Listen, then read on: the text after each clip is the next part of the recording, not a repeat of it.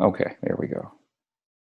All right, so let's get started. We have this list of questions from Homework 2, Chapter 13. As you know, well, tell me, which chapters will the test cover?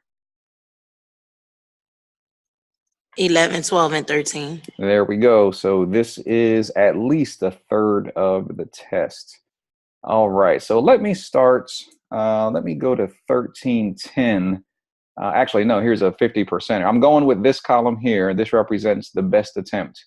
50% means that half of you got the answer correct, half of you got it wrong. 70% means that 70% of you got it right, 30% got it wrong, etc. So the lower this number, the more focus I'm going to put on it. So clearly we should start at 50. So let's see what's going on here. The value of the correlation coefficient can be equal to the value of the R squared coefficient determination. So when we look at this one, it's multiple choice, but there is some language you got to be careful about. The reason this is the answer, can someone tell me why this is the answer? Is there a case where the R squared and the R are equal?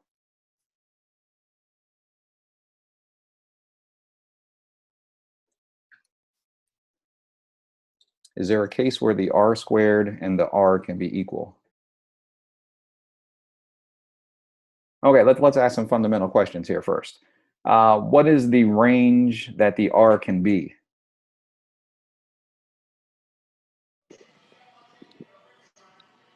Negative 1.0 to positive 1. There you go. So -1 to 1. -1 to 1 is the range that the R can be. Okay, so tell me what the R means real quick. What does the R mean? The correlation. Between what? The two treatments. The correlation between the two treatments. And when you say treatments, what do you mean? The two samples. Okay, okay. Yes, the two sets of data. So if you have income and consumption, if you have sales and revenue, whatever two variables that we're looking at, we want to know the correlation between the two, and that R gives us a sense of that correlation. Now the R, if you've watched the video, you learn that the R only gives us two pieces of information. And what is that? Gives us two pieces of information. Well, the first piece is the direction of the relationship. Now, what do I mean by direction? If it's positive or negative. Exactly. So if you have, for example, income and consumption, and the R for those two are a positive 0.8, what does that mean? They're negative 0.8. Well, let's call it positive 0.8 in terms of the relationship between income and consumption. There's a strong correlation. Okay. Strong, what's the one word that's missing? Coefficient. No, strong positive correlation. Strong. Oh. Yeah. And why do you call, and this is who was just speaking? Was that Emilio? Yes. Okay, so why would you say it's strong? Because it's above 0.5. Okay, very good. So you're looking at the scale that you saw there in the notes, right? Yes. Okay, so we're calling positive 0.8 strong because it's higher than 0.5. Now, if it's 0.51, I would argue that that's not, quote, strong, and it's not weak either. It's somewhere right in the middle. But the closer you get to positive 1, the stronger the relationship is. So the R gives us two pieces of information, as I said. The first is the direction of the relationship, positive or negative, and the second is the strength of the relationship. So direction and strength is what the R gives us. And again, the range is -1 to 1. Okay, any questions on that? No. Okay. Now, again, -1 to 1. So the R squared, what's the range for the R squared?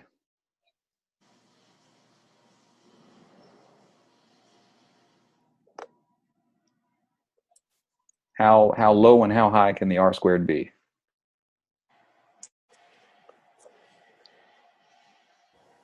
The lowest 0 and the infinite number positively.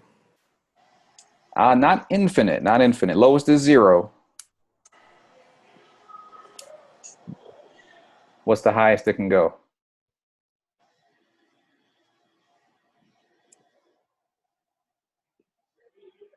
Anyone? The highest it can go is 1. The highest it can go is 1. Okay? And that's, of course, a positive 1. So let me just put this up here so we can see. You've already looked at this, hopefully, and want to get another sense of it. I've done this in the slides, but it's useful to kind of bring us back here. So here's the R. Well, that's the row test. But there's your R. What Emilio was saying before is that anything that's greater than that 0.5, negative or positive, and anything lower than a negative 0.5 is also strong. Okay. And then for the R squared, the coefficient of determination, right, you can see later in the slides. Let me get to that.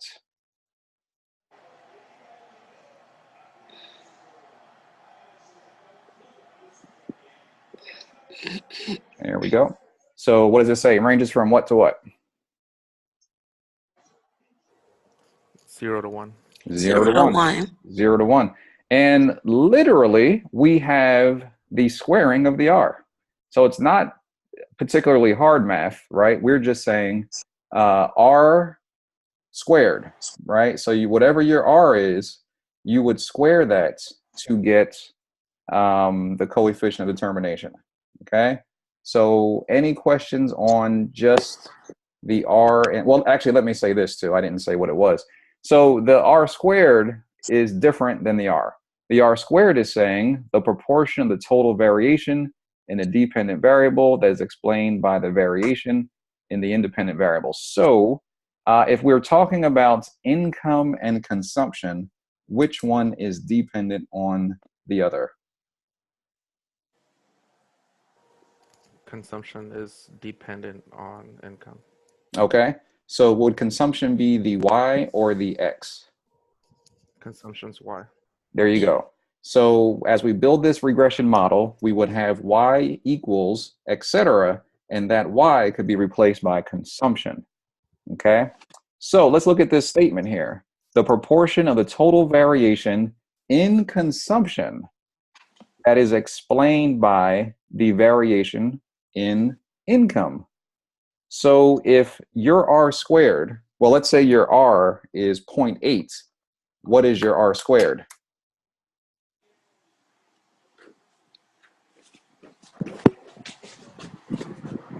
If your R is 0.8, what is your R squared? 0.64. There you go, 0.64. Now, the big question is, what does 0.64 mean? Now, here's the explanation. It's clear. It's right there. But what does it mean?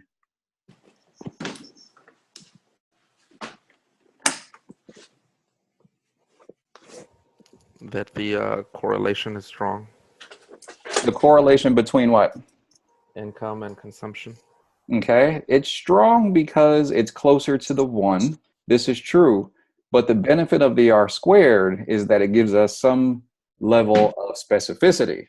So 0.64 is our R squared. And what that means is 64%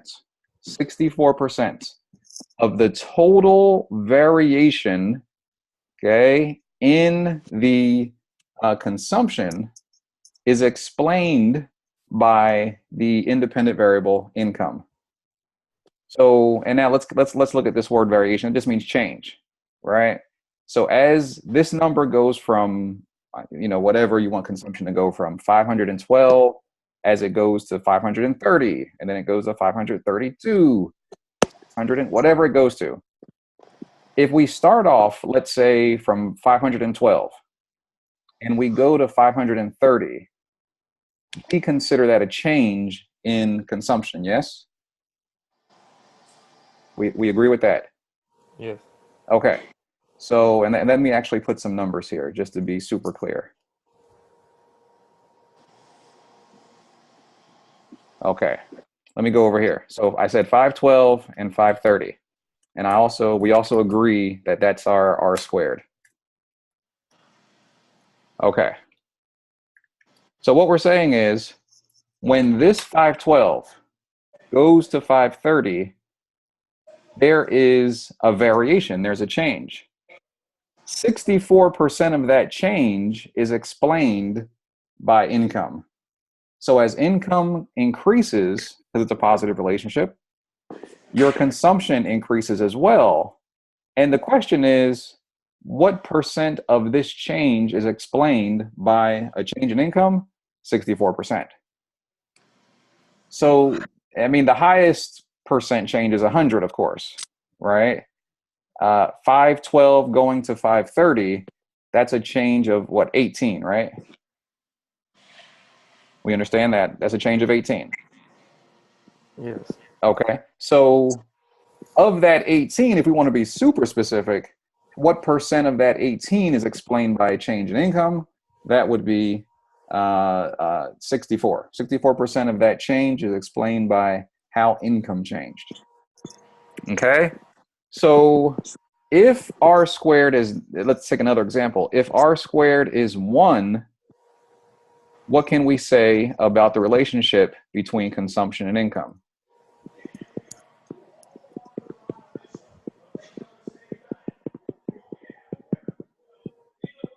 If R squared is 1, what can we say about the relationship between consumption and income? That it 100% affects it. Right. As income changes, 100% of the change in consumption is explained. As income changes, whatever your income goes to, right? I'd even give you a number, but whatever it goes to, from period 1 to period 2, consumption changes as well. Well, how much of that change in consumption is explained by the change in income? 100%. Now, there are very few relationships that have a 100% change. Most relationships, are between, well, almost all relationships are between 0 and 1. So income and consumption is actually one of the higher relationships if you study this historically. And so we can say that a lot of the reason why people change their consumption habits is because their income has changed. Okay? So the R squared gives you much more information than the R because it gives you the specific degree of change. The specific degree of change. Now, can you have a negative R squared? No, Why? No. Why not? because its range falls from 0 to 1. Okay. And because anytime you square a number, by definition, what? You get a It's positive. positive. You get Negative a, times negative. right. You're going to get that negative, or you're going to get that positive number once you square it. So R squared will always be positive. It'll always be between 0 and 1, and it'll always tell you the degree of change of Y that is explained by X. Okay. Now, here's another one. Could you have a negative relationship and still have a positive R squared? Yes. Yes, you could. Right? You could have a very strong negative relationship. You could have negative 0.8, right? So instead of a positive 0.8, you could have a negative 0.8. Okay? And guess what? R squared will stay the same. So R squared is not telling you direction. It's telling you also two things: strength and degree of change, specific degree of change or variability. Okay, but you got to understand the differences between the two, and that, of course, will then help you with this type of question. And let's go back to the question, right? The value of the correlation. So why is this one correct? Give me an R and an R squared that can be equal.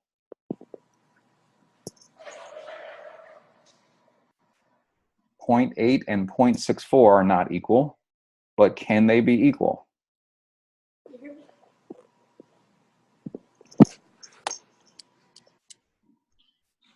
Come on, folks. Come on, folks. 0 squared is 0. Okay. So, okay, 1 so let's squared ask is 1. and say it So again. 1 and 1 squared is 1. Ah, there you go. Done and done. Can R be 0? Can R be 0? Yes. Yes. Yeah, because it's between -1 and 1. There you go. And so R can be 0. And of course, if you square 0, you got another 0. So they can be equal. Can R be 1? Yes. Yes. Okay. And if you square 1, you will have another, the 1 will be there again. And so there you go. So the first one is correct because of 0 and 1. Okay. So number 2 says can never be equal. Obviously, that's incorrect. Can the R be between these two numbers? Of course not. And can R be larger than R squared? No, because generally. No, because we're talking about squaring of the R. So generally the R squared will be larger than the R, okay? Because of how we treat the R, which is to square it.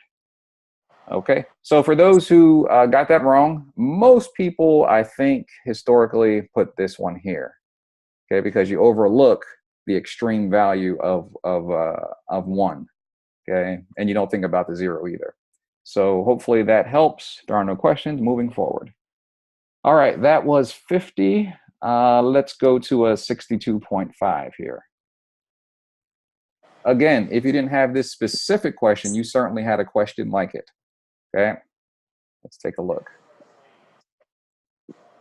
Okay, study of 21 worldwide financial institutions showed a correlation between their assets and their pre-tax profit to be 0.82. What is the R in this question? 0.82. 0.82. And what is the N in this question? 21. 21. 21. Okay. So we are going to state the decision rule for a 0.10 significance level. And we're testing and remember this Greek letter here, what's that called? That's not a P. What is that called?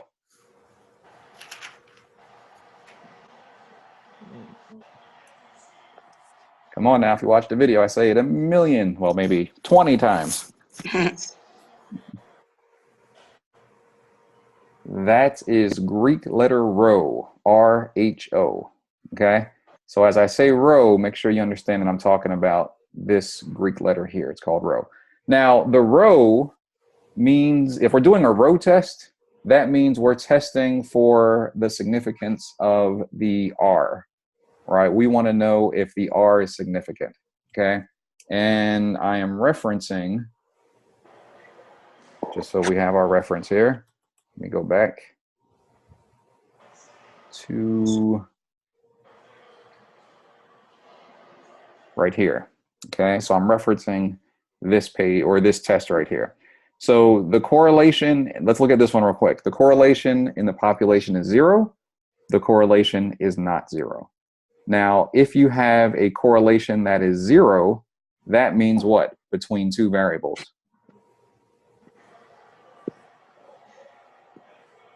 If you have a correlation which is 0, that means what? Oh, true. If you're That all, the determination gonna be 0 too.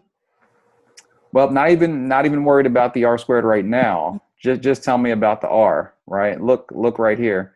If your R is 0, what are we saying about the relationship?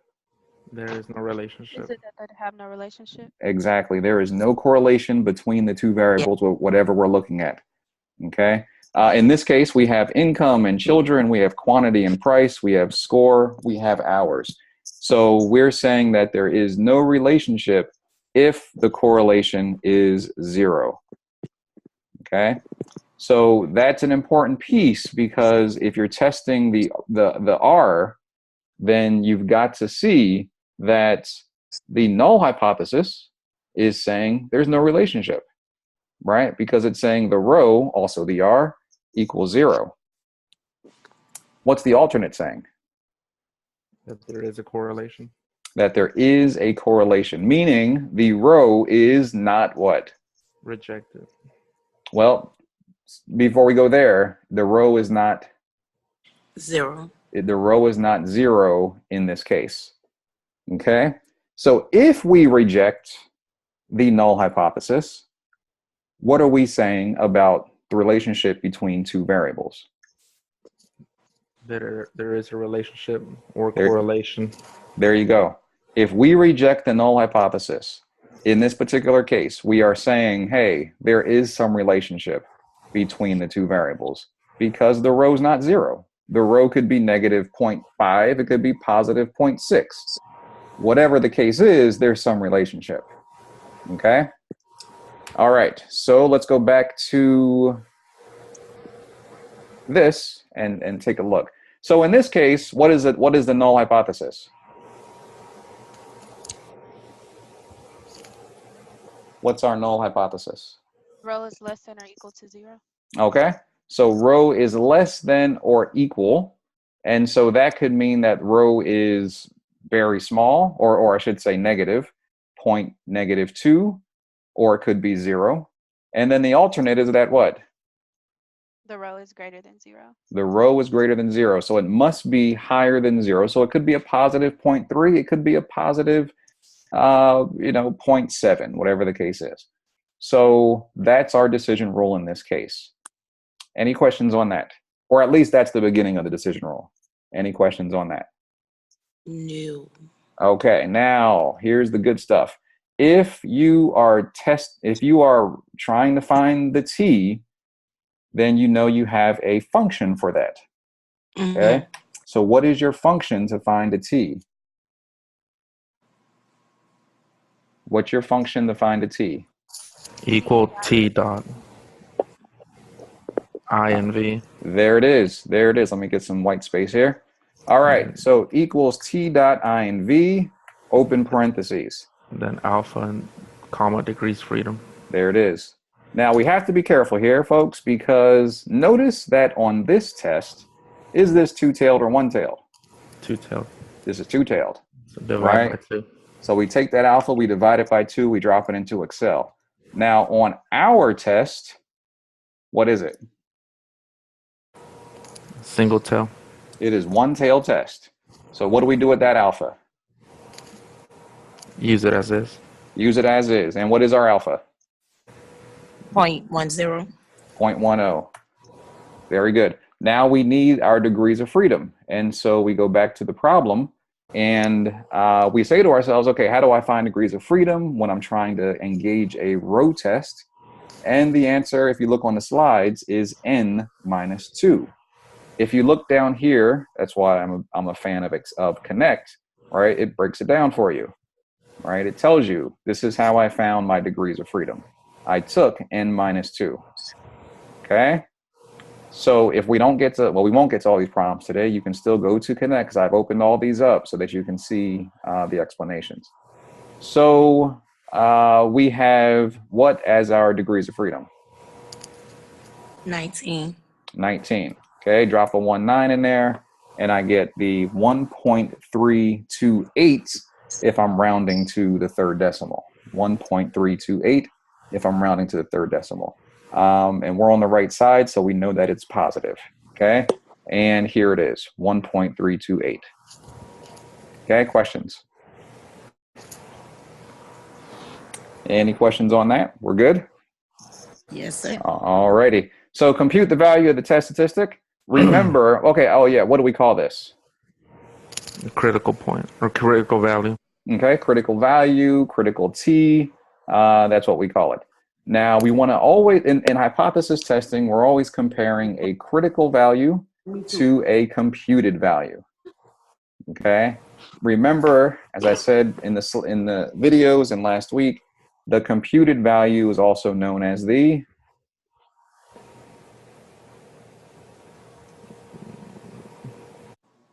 highlight. Test statistic. Test stat, the test stat, that's right.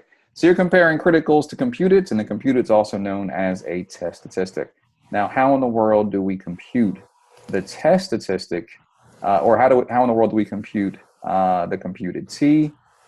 If we look at our slides again, right, there is our math right here. Okay, here's our math. So we want the correlation coefficient times the square root of n minus 2 divided by the square root 1 minus r squared. Okay, and we have all this data already in front of us. So I pick up that data, and I'm just to speed it up, I want to look right here, the solution. 0.82, you see where that comes from? Right there. There's your 0.82. Okay, 21, that's our n minus 2. Boom, right there. Divided by the square root of 1 minus r squared, coefficient of determination, right there. You do that math, and you got this number, 6.245. Okay, 6.245. Now, a lot of you probably wonder, what does this mean? All that means is, and you won't see this in Connect until you look at the solutions, it means Connect is giving you a margin of error. So if you're working in, your calculator and you mess up a little bit, just a little, not too much, Connect will say, well, if you give me 6.244, we're going to say that is correct, even though the specific answer is 245. And if you give me 6.246, Connect is going to say that's correct. So whenever you see the plus or minus point something on the back of an answer, it means that Connect is giving you some bit of allowance to be imperfect. Okay, and that's just fair because no one should be marked wrong if you have 246 and the answer is 245. That's not going to change the game in the boardroom. So that's why, in my opinion, it should be higher. But in terms of grading, keep in mind you got to be as specific as possible. Okay, in order for it to be marked correct. If you do put 247, unfortunately, that is incorrect. Okay. All right. Can we conclude that the correlation in the population is greater than 0? Use the 0.10 significance level. So why is the answer reject? Why are we rejecting the null? The test that was bigger than the critical value. Because the what? I didn't hear that first part. The test statistic was greater. The computed or the test statistic was greater than the what? Critical C. There you go. Okay. If we were drawing a normal curve, we would see 6.245 to the right of that curve. To the right of 1.328. And therefore, 6.245 exists in what we call the rejection region. Okay. And I also know that I'm on the right side because my alternate is a right alternate, meaning it's greater than. That's one of the big clues I know that we're working on the right side. So if you are still drawing normal curves, as I recommend, you're on the right side and you're putting 1.328 as your critical area, and then you're putting 6.245 as your computed. Because your computed falls in that rejection region, you are rejecting the null hypothesis. Therefore, it is reasonable to conclude there is a positive association between assets and pre-tax profit. Now, is that what my alternate says? Is that confirmed by the alternate? Is that a reason? Is that a good statement based on the alternate?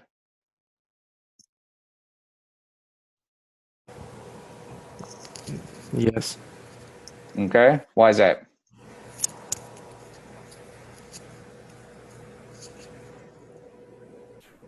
Why is that the alternate says that the row is greater than 0, which would make it positive. Right. The alternate says the row is greater than 0, which means there is a, and I told you the row gives you two pieces of information, direction and strength. And if it's greater than 0, it must be positive, right? And we know the strength is 0.82. And so there is a positive association in the relationship between these two. Okay, any questions on this answer? Any questions? All right. Again, I'm trying to get through the ones that are the lowest. If there's time remaining, then we can answer any specific questions you have. Let's see. Well, you can't get lower than that. Let's see what we got here. Okay. What's going on here? Following sample observations were randomly selected. So what happened, before we get into this, what happened? No one who had this. Let me look at this again here. Yeah, no one who had this got this right. What happened?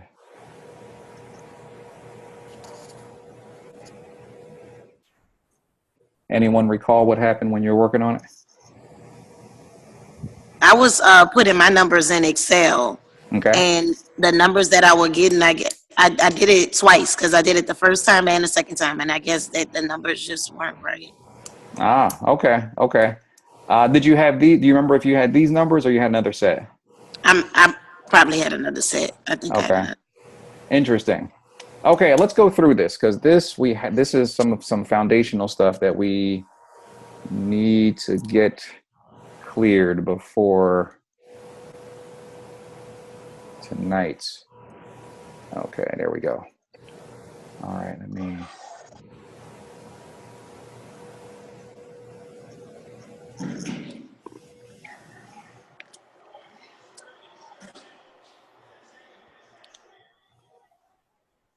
Okay. Let me get a new one. All right. And what else do I need? I need that. Okay, so 4, 5, 3, 6, and 10. Unfortunately, there's no export. Sometimes they'll give you the link. Usually they give you the link. 4, 5, 3, 6, and 10.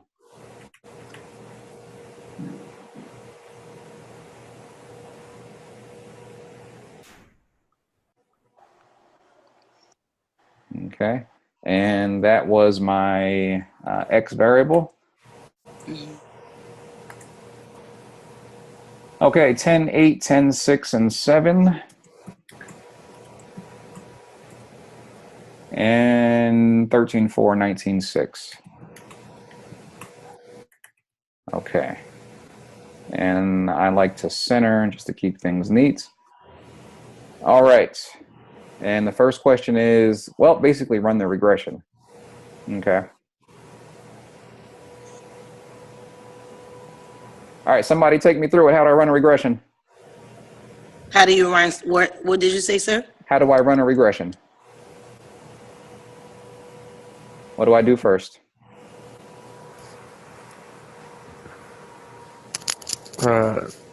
By using the data analysis, or Here we by go. go to Okay. data analysis, then you hit regression, then you Okay. insert your y and x values. There we go. Then you select labels. All right. Got it. And then you just hit OK. And here's our X. And you said labels? Yes, sir. Okay. Why do I check labels? So we can, like, I don't know, it gives you what is what. You can read it. Okay. Yeah, it tells you, well, if you select X and Y in your ranges, you got to select labels. If you don't, you're going to get an incorrect set of output data. Now, you could select this data without labels. You could just start at 4 and go to 10, start at 10.8, go to 19.6, and then you would deselect labels and you'll get the right answer. The problem, though, is it'll be harder to interpret that answer because the labels won't be there in the output. The numbers will be the same, but the labeling of the data won't be there. So if you know everything is, that's fine, but there's no real reason not to grab the label. It just makes things easier. All right, confidence level, I don't think it tells us, so we're going to assume 95, which is a good bet. If it doesn't tell you, assume 95. Let's see, and then we're going to tell Excel where to put this thing, and we're going to put it, let's put it right below here, and hit OK. All right. So here's our output. A lot of good information. And what I said earlier, see this X here, that would be blank, or it'll give you, I think, an error. I forget, actually. I never deselect label. It might be blank. There might be some other strange notation in there. But if you keep labels selected, you will have an X or whatever the variable name is showing up right there, which is, useful. All right, so we have a 274 as the what? What do we call this position?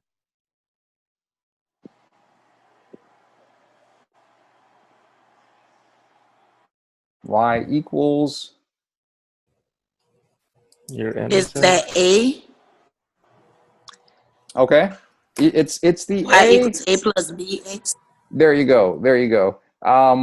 I realized that when you took linear or when you took algebra, you learned y equals mx plus b, right? Y equals mx plus b. Right, right. Yeah. The good news is that this is the same thing. We just are moving some letters around. So instead of mx, right, we have bx. We have bx right here. Okay. And instead of b, we have a. So in the theory is the same, like y equals mx plus b is a linear line, right? A regression line is typically labeled y equals a plus bx, also a linear line. So the concepts are the same. You just got to kind of change the m to a b and the b to an a, and you're good. Okay, so as you're taking notes, make sure you take note of that. So this A is also known as what? Your y-intercept. It is your y-intercept. What does that mean? That's where your linear equation crosses the y-axis. There you go. It's where your linear equation or your line crosses the y-axis. Okay, what does B mean? Slope. That is your slope. Change in y over change in what? X. Right, rise over run, change in y, change in x. And then your y, also known as your dependent variable, if we're talking about a regression, and your x, also known as your independent variable. So very important that you're clear on what this equation means. Okay, so Connect is saying, hey, you should have gotten a 2.4, and we are confirming that right here, 2.74. Now, Connect is also saying, round your answer to 2 decimals. Okay, so if you put 2.736, Connect might tell you you're wrong. Okay, so you gotta look at that red. That's why they put it in red. So 2.74 is our answer. Does that come up on Excel? Well, this is Excel, so I'm going to say no, because Excel's output typically is many decimals. So you have to just interpret that. Okay, you got to be able to interpret that. Now you could move it over, right? Here's your button. Can you see that? Yeah. Here's your button to move things over. Okay, so you could manually do that if you choose to. I mean, it's still 2.74. Yeah. But if you have time, like to check stuff, then there you go.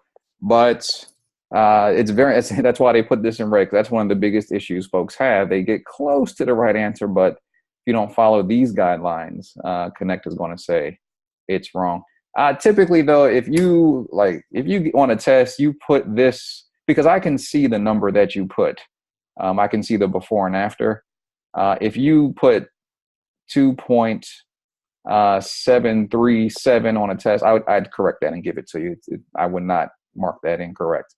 Now, if you put 2.787, that is wrong, right? But if you put 2.737 and Connect will say it's wrong, I'll go back in and correct that. So make sure you look at your answers at the end of all activities to make sure that you're doing this correctly. And you probably are. It's just Connect says it's wrong.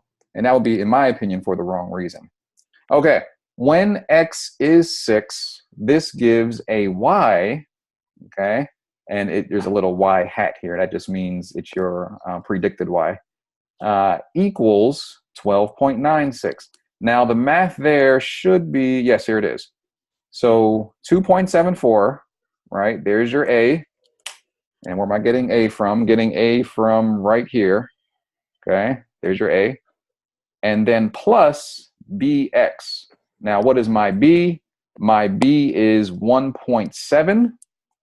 Okay, 1.7. There it is. Let me confirm that in Excel. There's my 1.7. Okay. And then it's saying when X is 6. So I'm going to change this X right here to 6. And when I change that to 6, here's my equation. I do that math, and the answer is 12.96. So if you have 12.94, that'll be fine. 12.94. Yes, because Connect is saying it's giving you 5/100ths of a margin of error. So yeah, you could have 12.91 all the way up to 13.01. Anything in that range. Did Connect give that to you? My calculator gave me 12.94. Okay, but did Connect mark it wrong or right? Oh no, I didn't have this problem. I'm just going along with you, right? Okay. Yeah, if you see that, like, let's say for this example, you put 12.94, and Connect marked it wrong. That would be incorrect in terms of Connect's grading. So I would have to go back in and fix that. So everybody, please go back and double check. This could be the difference between a letter grade. If normally it's not, because Connect almost always gets it right. But I've been doing this a while, and Connect sometimes does mess up. 90, I'll give Connect about a 98% of the time it goes well. But if you're part of that 2%, it could change some things. So make sure that you go in and fix that. Now, if there is an issue, the best way to handle it is screenshots and Slack. So you jump into Slack and say, hey, question 12.4 from homework 2. I put this, see the screenshot. Connect gave me that. Okay, drop a screenshot in there. I can look at it, and then I can go into Connect and double check it. You may be right, and if so, I'll make the correction. All right. Neil, I have a question. Mm-hmm. Are you using Excel 2016? Yes, I am using Excel 2016. Okay, I know I had an issue to where I was doing my data analysis, and because I had 2011, it would send the data to a third-party website. So a lot of Yeah. my answers were getting marked off because it wouldn't let me change the alpha. So Now, are you on a Mac doing this? Yes. It sounds like, yeah, it's a Mac issue. Yeah, until 2016, you had to use a third-party plugin on Macs. It was pretty messy. Okay. I upgraded mine for the participation, and my answers started coming out right. So I'll have it for the test today. Okay, now this affected your homework too? I will have to go back and look because I didn't catch it until I started with the participation. Okay. If there's an issue I need to look at, just go ahead and drop me some info in Slack. Okay. All right. Yeah, and actually a student just told me yesterday that the office is free online on Microsoft's website for students. Yes, it is. Yeah, it's a new day. It used to be hundreds of dollars. Now it's just plain old free. Unbelievable. So make sure you grab that if you don't, especially. Well, I'm hesitant now because we have a test. If you're comfortable with if you're using 13 or something else, stay with that for now. But if you're on a Mac, then you have to have 16 in order for you not to have to use plugins. Okay, but if you're on Windows and you're using something before 16, just stay with what you're working with, and maybe after the test, or if it's working, just keep it. We're done in 2.5 weeks. So, okay. Any other questions here? All right.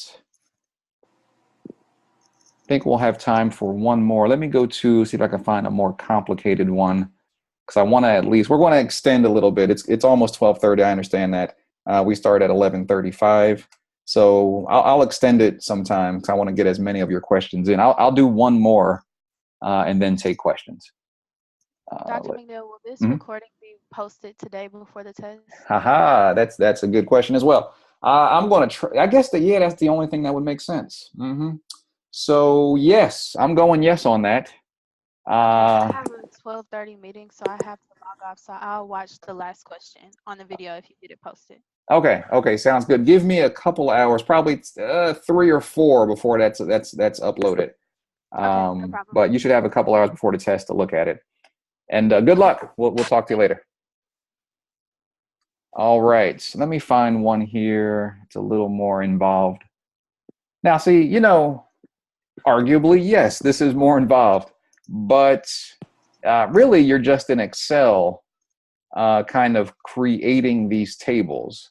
So, like x minus x bar is not, quote, involved. That's not hard math. You just have to be careful in Excel as to how you do each column. So let me see what that was, 13, 16. How'd you all do?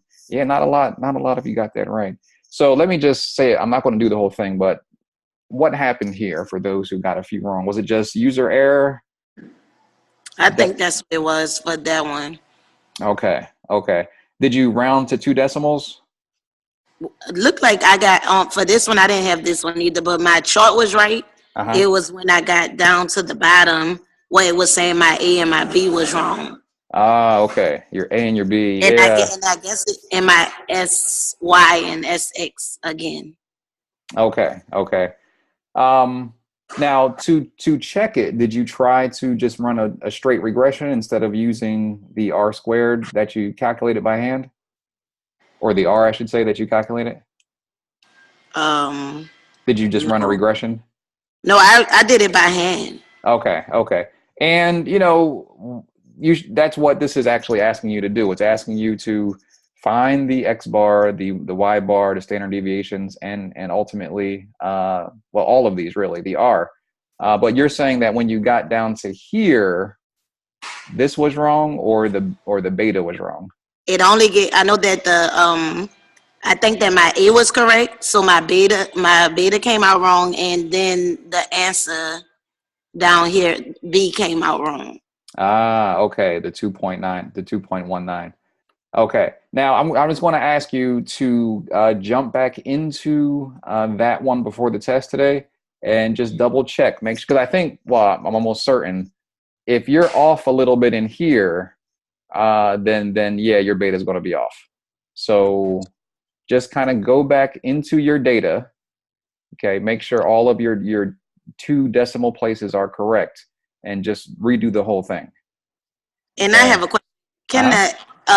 Can the standard deviation of X and Y be found on Excel? Yes. Okay, but before I go there, let me just conclude with the beta. Okay. Let me conclude with the beta. So if you go to your slides, and I'm sure this is how you did it in the first place, but just to kind of reiterate here. Okay, so here's how you find the beta. Okay, and you knew this because that's how you got your beta. But right. if,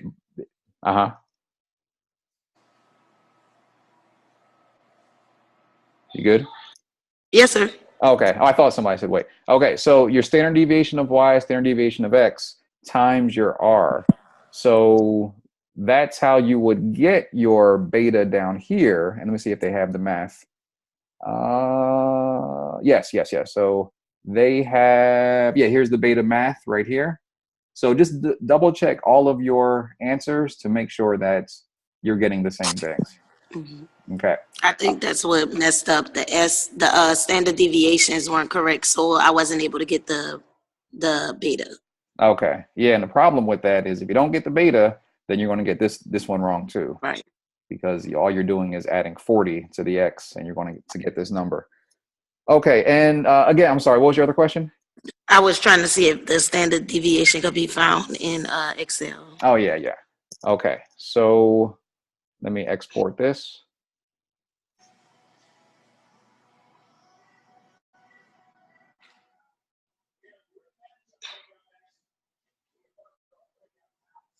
Okay, here we go.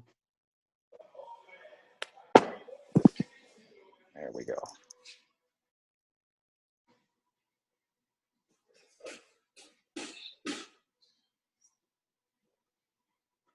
Okay, so open that up some.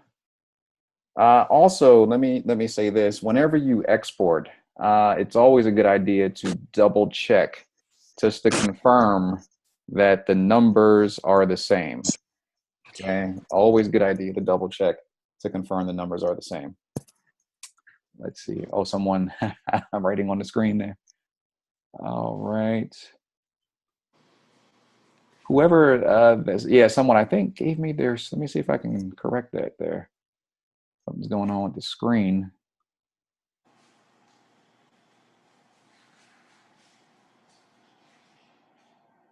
Huh. Okay, just because of time, I'm going to ignore that for now. And what I mean is you see the 14, 12, 20, 16, just make sure that these numbers match these numbers. Almost always, again, we're at 98% with Connect, but every now and then, one of the numbers will be off.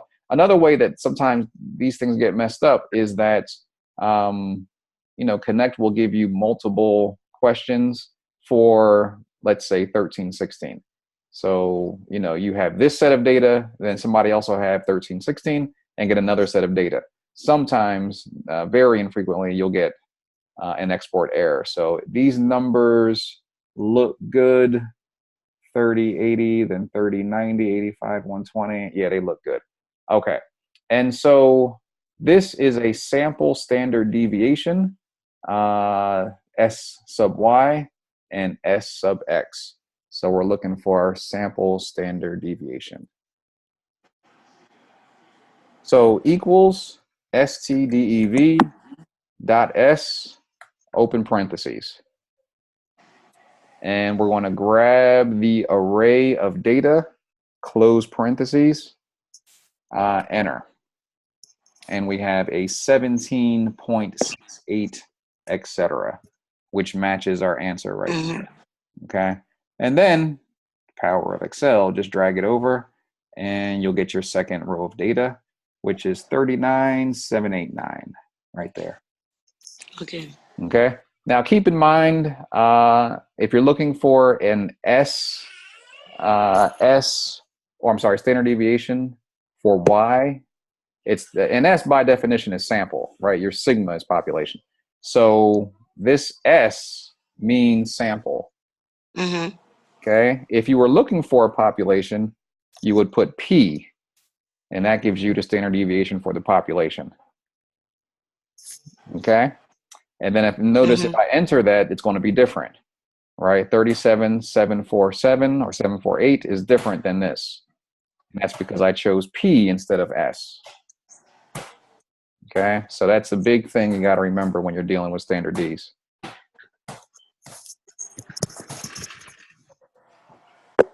Okay.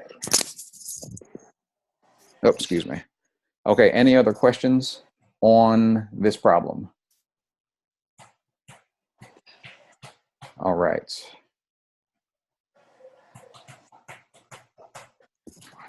Okay. This is a 20%er. Maybe I'll make this the last one here. Okay, it's more of the same. It's more of the same. When you look at distance and shipping times, you have an X and you have a Y. So there's nothing new there. You can export your data. And the same decision rule, your alpha is 0.02. So really, this question is the same as what we did before. What would you use as your alpha? Well, it says it right there. I just said that, 0.02. Would you keep it the same, or would you divide it by 2? Keep it the same. And why is that? It's one tail. It's one tail. It's one tail. Yeah, so you would take T.inv, open parentheses, 0.02, comma, and what's your N? Would it be the 20 minus 2? So there you go. 18. There you go. So again, T equals T.inv, open parentheses, 0.02, comma, 18, close parentheses, enter, and what should come out is that. So I'm not sure why, though. It's 20%. What happened on this? Yeah, that's a 20%. Anyone who got that wrong? What do you think happened there? What did was the N off or the degrees of freedom off? I didn't have time to finish the homework. I Oh, started too late, so I missed a lot just because I didn't try them. oh, okay, yeah. So just keep in mind, I think the hardest part with this is whether or not you're going to divide by 2. That what I've seen is as the hardest part. So just make sure if you see equals and not equal, you're dividing by 2. So you'll be t dot I and b open parentheses 0.01 comma 18. But in this case, it's 0.02 because we are on one tail. Okay, I'm going to give some test taking tips at the very end, but for the next 5-10 minutes, let me take some questions that I haven't covered. Any questions that you had and concerns, concepts, anything?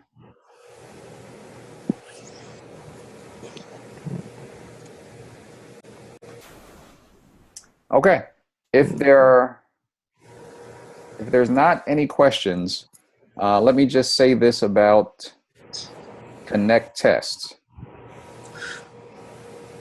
Let me see here. Hold on, let me go back to.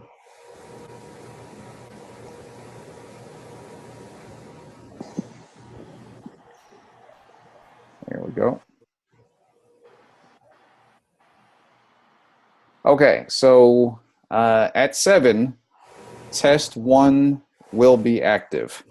And you'll see it, of course, right here. And at this point, we're looking from 7 to 9. Typically, I have maybe 4 to 5 minutes per question. And if we have 120 minutes, that is about 30 questions. 25 to 30 questions. I never give 30. That's a bit too much. So typically I'm around 25. Sometimes 22, but between 20 to 25 is kind of the standard area. So that's what we're looking at in terms of questions. Now, many of these will be multi-part. So you'll have question A, 2A, 2B, 2C, etc. So make sure you do that. Also, if you get bogged down by a question, skip it. Go to the next one. Don't spend 30 minutes on one question when you have 19 other ones to complete. Sometimes as you answer other easier questions, it'll help you with the harder one that you just skipped. And so you can do that. There will be 2 attempts, so submit, but that's within the 2 hours. So submit the first one, give yourself maybe a half hour to look at the second attempt, because you'll see the wrong answers. You won't see the solutions, but you'll see that question 2C is wrong, so you'll get a chance within those last 30 minutes to make the correction. Again, let me reiterate, it will be 2 hours. It'll end at 9. So if you don't get to that second attempt, then that's it. Time has expired at 9 p.m. But if you're done with the first attempt at 8:30, you'll give yourself a half hour for the second attempt. Last couple things. Make sure your internet is obviously strong and trustworthy for these 2 hours. Don't be in a Starbucks. Don't be in a place that you've never been, and don't trust the internet. Go to the most trustworthy place. Obviously would be home with the door closed and everyone understanding that you are not to be interrupted. A public place is very risky for obvious reasons. So I would recommend being in a home environment with a couple of computing devices. If your computer decides it wants to go ahead and run those updates real quick at 8:05, and you can't stop those updates because you accidentally hit yes, go ahead and update Windows, nothing I can do about that. But if you have a backup computer sitting right there, all is well, because this is cloud-based. So whatever you just did, just keep saving as you go. So if the computer goes down, you will be fine. Okay, so trustworthy environment, 2 computers, and I would go laptop or desktop, iPads and other mobile tools, obviously not your phone, but iPads and Samsung Notes and all of those typically work, but I've seen some issues where that touchscreen doesn't work, or you know, the keyboard fails you or something like that. There's just more risk when you're running the mobile devices. So I would say keep it traditional with a typical desktop, whether it's Mac or Windows, doesn't matter, or a laptop. Okay, have them both going in the background. This is obviously, you know, online, so you can have all the notes that you want. I have the honor system in play. You should not be working with others during this test, but whatever you have in front of you as study materials, clearly that's what you should be using. Okay, notes, Excel models, whatever you need to get an A on this exam. Okay, any questions? No questions. No Okay. question. Very good. It takes a lot for me to accept any excuses in terms of technology or in terms of I couldn't do this or that. I got home late. I really don't accept them unless it's a major issue with documentation in hand. So just make sure your environment's great. You give yourself plenty of time. This test will look just like the practices and the homeworks. The questions don't change for the test. In fact, I grabbed some of the same things, same questions from the practices and the homeworks. So it'll look all the same and feel the same. The main issue I get though with my test is that I ran out of time. And that's a function of practice. So if you understand how to quickly compute a TI and V, how to run a row, how to, you know, run an F test, then you're good. But if you forget that stuff and it takes you a lot of time to remember, that means you haven't practiced enough. What do you practice with? All of these things. Okay, all of these items, this is your test practice, and stopping, of course, right here. You don't want to go beyond chapter 13 because this will only contain those 3 chapters. Any questions? No, sir. All right, folks, I wish you the best. Good luck on this test. Let's get that A. There's only 2 tests, and they're highly valued. Oh my God. Yeah, so we got to do well. We got to do well. And I'll look at the test tonight. If anything comes up before or after, try to reach me in Slack, and I'll do my best to get back to you, okay? Yes, sir. All right, folks, All right. Good luck, and we'll be in touch online again next week. But, of course, the discussion board is always open in Slack, so I'll talk to you later. All right. Thank you. Bye. Bye.